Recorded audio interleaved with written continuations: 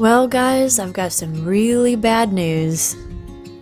One morning I woke up, went out to the garden, and discovered raccoons had destroyed my corn.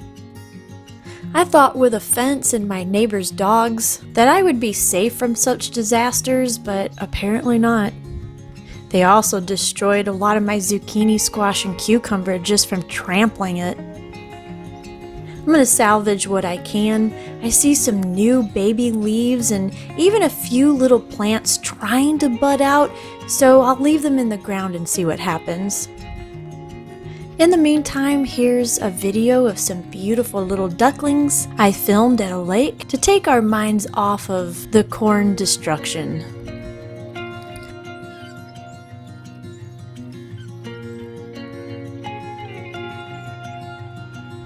It wasn't a total loss, however, as you can see from this absolute forest of cherry tomatoes. I also got my first bell pepper.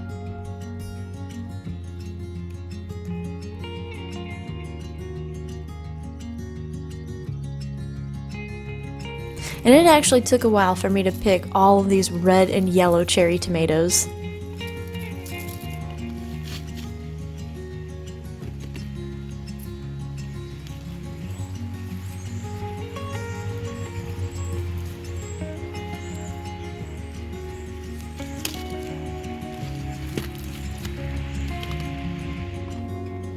Now we have some produce left over from our last day's harvest, including this cayenne pepper, which we will be putting to use in today's recipe. We'll begin by chopping up an onion. I used a Vidalia. The onions from my garden I actually diced up and put into Ziploc bags for the freezer. So whenever I need some for soup or a casserole, I'll just go ahead and pull them out.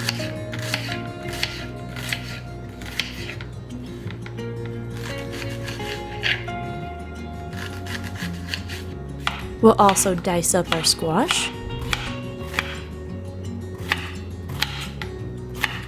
But we're also going to add some garlic. You can mince it however you'd like. I went ahead and just gave it a chop.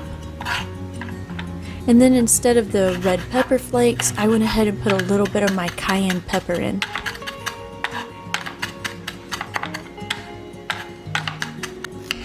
Now we'll take our fresh garden tomatoes, go ahead and dice them up.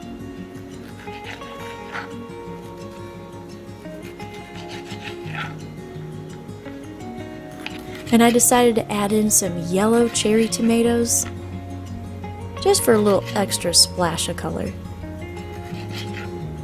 I went ahead and started my rice. Then in a hot skillet, add your oil. And we're going to saute the onion and squash for a few minutes till it starts to get tender.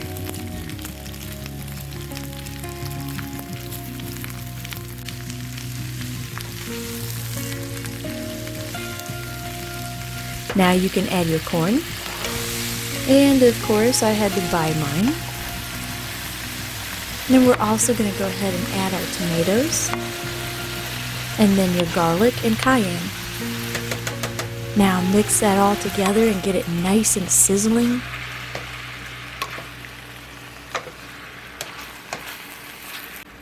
Season with salt and pepper.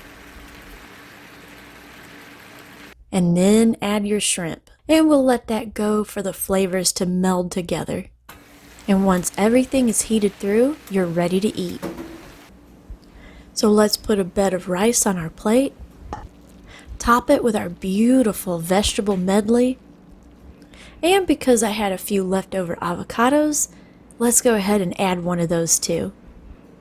And if you have a basil plant, go ahead and chop a little bit up and put on top.